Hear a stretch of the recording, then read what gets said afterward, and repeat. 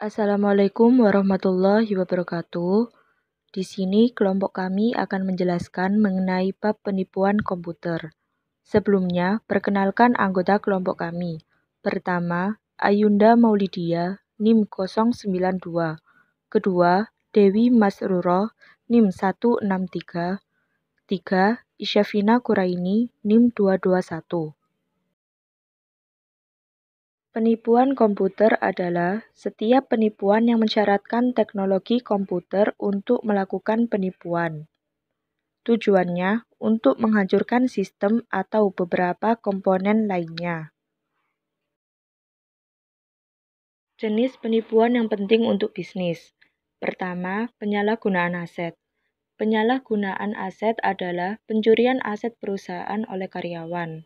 Faktor yang lebih berkontribusi dalam sebagian besar penyalahgunaan adalah tidak adanya pengendalian internal dan/atau kegagalan menjalankan pengendalian internal yang sudah ada. Yang kedua, kecurangan pelaporan keuangan. Kecurangan pelaporan keuangan adalah bentuk perilaku yang disengaja untuk menghasilkan laporan keuangan yang menyesatkan secara material.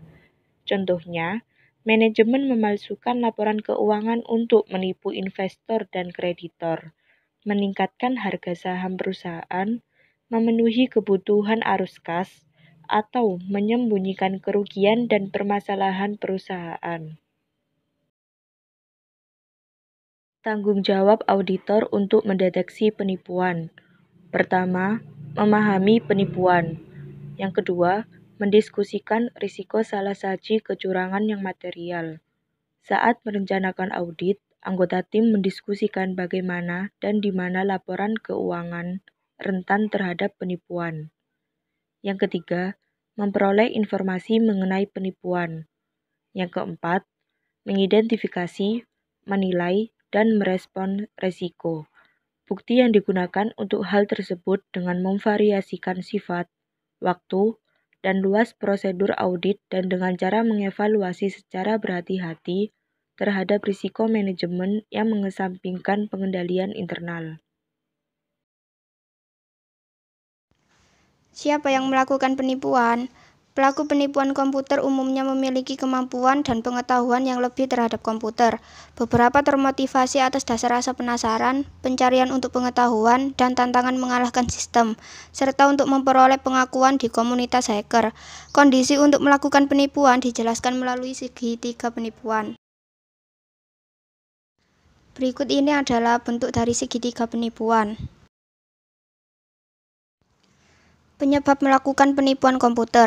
Terdapat 3 sebab, yaitu 1. Tekanan, motivasi seseorang untuk melakukan penipuan. 2. Peluang, kondisi atau situasi yang memungkinkan seseorang untuk melakukan dan menutupi suatu tindakan yang tidak jujur.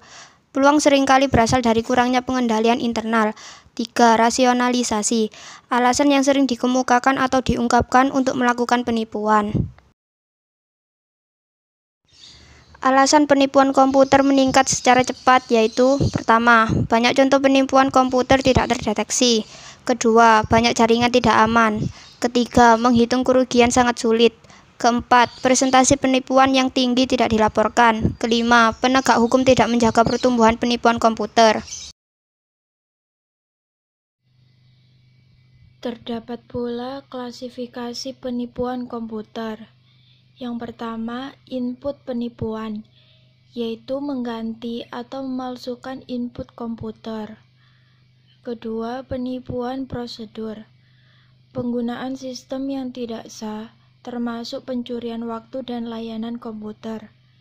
Yang ketiga, penipuan instruksi komputer, penipuan komputer dengan merusak perangkat lunak perusahaan, menyalin perangkat lunak secara ilegal, menggunakan perangkat lunak dengan cara yang tidak sah, dan mengembangkan perangkat lunak untuk aktivitas yang tidak sah. Dan yang keempat, penipuan data, yaitu kegiatan menggunakan, menyalin, mencari, atau membahayakan data perusahaan. Kemudian, mencegah dan mendeteksi penipuan dan penyalahgunaan dengan membuat penipuan agar tidak terjadi, yaitu caranya menetapkan otoritas dan tanggung jawab untuk tujuan bisnis atas departemen dan individu tertentu, mendorong mereka untuk menggunakan inisiatif untuk menyelesaikan masalah dan menjaga tanggung jawab mereka untuk mencapai tujuan tersebut. Lalu mengimplementasikan kebijakan sumber daya manusia untuk memperkerjakan, mengompensasi, mengevaluasi, mempromosikan, dan menegur karyawan dengan mengirimkan pesan mengenai tingkat perilaku etis dan integritas yang disyaratkan. Lalu mengembangkan serangkaian kebijakan anti penipuan komprehensif yang dengan jelas menentukan ekspektasi untuk perilaku yang jujur dan etis, serta menjelaskan konsekuensi tindakan yang tidak jujur dan curang, dan meningkatkan hukuman karena melakukan penipuan dengan menuntut pelaku penipuan. Kemudian meningkatkan kesulitan dalam melakukan penipuan, yaitu dengan cara mengembangkan dan mengimplementasikan sistem pengendalian internal yang kuat. Lalu memisahkan fungsi akuntansi atas otorisasi, pencatatan, dan penyimpanan. Kemudian meminta transaksi dan aktivitas agar diotorisasi dengan personel supervisor yang sesuai. Memiliki sistem yang mengautentikasi orang dan hak mereka untuk melakukan transaksi sebelum mengizinkan transaksi terjadi, dan menggunakan dokumen dan catatan yang dirancang dengan benar untuk menangkap dan memproses transaksi. Sekian penjelasan mengenai bab penipuan dari kelompok kami. Terima kasih. Wassalamualaikum warahmatullahi wabarakatuh.